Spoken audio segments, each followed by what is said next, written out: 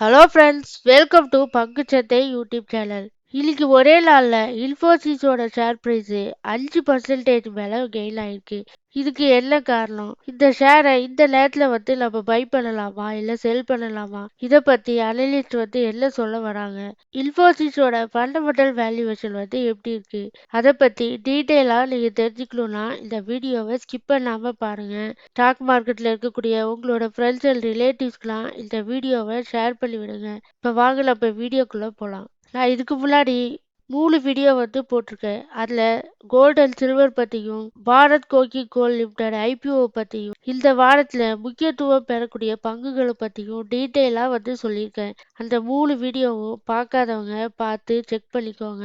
நம்மளோட சேனலுக்கு லைக் பண்ணி சப்ஸ்கிரைப் பண்ணுங்க.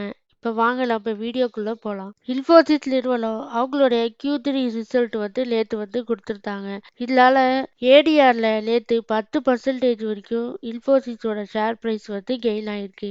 அவங்களோட Q3 ரிசல்ட் பார்த்தீங்கன்னா ப்ராஃபிட் கொஞ்சம் டவுன் ஆயிருக்கு. ஆனால் ரெவன்யூ இயர் ஆன் இயர் 9% மேலே கெயின் ஆகி 45,479 கோடியா பதிவு பண்ணியிருக்காங்க. இந்த அபார வெற்றி மூலயமா இன்னைக்கு இந்திய ஸ்டாக் மார்க்கெட்ல இன்ஃபோசிஸோட ஷேர் பிரைஸ் நான் வீடியோ எடுக்கும் போது 5.58% வரைக்கும் கெயின் ஆகி 1689.1ல க்ளோஸ் பண்ணியிருக்காங்க. இன்ஃபோசிஸ் நிறுவனத்துல மிகப்பெரிய ஷேர் ஹோல்டர் யாருன்னா எல்ஐசி நிறுவனம் தான். இந்த நிறுவனம் 11.1% ஷேர்ஸ் ஹோல்ட் பண்ணிட்டு வராங்க. இது இல்லாம அட்வர்டைசரும் 14.5% ஷேர் ஹோல்டரா இந்த ஷேர்ஸை ஹோல்ட் பண்ணிட்டு வராங்க. இப்ப இன்ஃபோசிஸ் ஷேர்ஸோட ஃபண்டமெண்டல் வேல்யூவேஷன் எப்படி இருக்குன்னு பார்க்கலாம். டிசிஎஸ்க்கு அடுத்தது செகண்ட் லார்ஜஸ்ட் ஐடி கம்பெனிலாம் இன்ஃபோசிஸ் நிறுவனம் தான். இந்த நிறுவனம் ஆண்டுக்கு ஆண்டு பார்த்தீங்கன்னா டிவிடெண்ட் ஈல்டா 2.57% கொடுக்குறாங்க. மார்க்கெட் கேபிட்டல் 6,86,050 கோடி மார்க்கெட் கேபிட்டல் வச்சிருக்காங்க. இந்த நிறுவனத்தோட ஷேர் பிரைஸ் மிடில் ட்ரேட் ஆயிட்டு இருக்கு. அதாவது நான் வீடியோ எடுக்கும் போது 1692ல ட்ரேட் ஆயிட்டு இருக்கு. இந்த கம்பெனியோட ப்ரோஸ் கான்ஸ் பார்த்தோம்னா ப்ரோஸ்ல இந்த நிறுவனத்தோட ரிட்டர்ன் ஆன் ஈக்விட்டி கடந்த 3 வருஷத்துல 30% வரைக்கும் கெயின் ஆயிருக்கு. டிவிடெண்ட் பே அவுட்டும் 65% வரைக்கும் டிவிடெண்டா தராங்க. கான்ஸ் பார்த்தோம்னா இந்த நிறுவனத்தோட புக் வேல்யூ 8 டைம்ஸ் அதிகமா ட்ரேட் ஆயிட்டு இருக்கு. ப்ரொமோட்டர் ஹோல்டிங் இந்த பைபேக் வந்ததுனால 14.6% லோ ஆயிருக்கு. பிஎஸ்ல இந்த கம்பெனியோட வேல்யூவேஷன் பார்த்தோம்னா ஒரு மாடரேட்டா இருக்கு. பிஇ வேல்யூவேஷன் சேல்ஸ் புக் வேல்யூலாம் கொஞ்சம் மீடியமான ரேட்ல தான் ட்ரேட் ஆயிட்டு இருக்கு. இந்த ஷேரை நானும் ஹோல்ட் பண்ணிட்டு வரேன். குவார்டர்லி ரிசல்ட்ல சேல்ஸ் இன்க்ரீஸ் ஆயிருக்கு. இயர் ஆன் இயரும் இன்க்ரீஸ் ஆயிருக்கு. குவார்டர் ஆன் குவார்டரும் இன்க்ரீஸ் ஆயிருக்கு. ஆனா நெட் ப்ராஃபிட் கொஞ்சம் டவுன் ஆயிருக்கு. ஆனா ப்ராஃபிட் அண்ட் லாஸ் ஸ்டேட்மெண்ட்டை பார்த்தோம்னா சேல்ஸ் கடந்த 5 வருஷத்துல ஒரு நல்ல growth கொடுத்துட்டு வராங்க.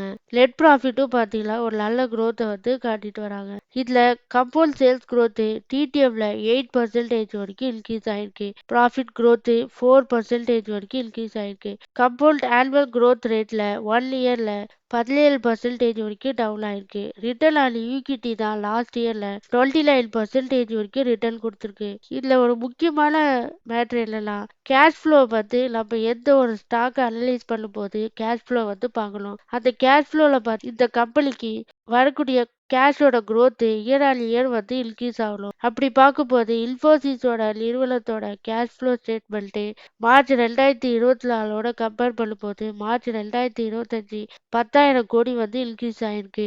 இந்த இன்ஃபர்மேஷன்லாம் நல்லா நோட் பண்ணுங்க.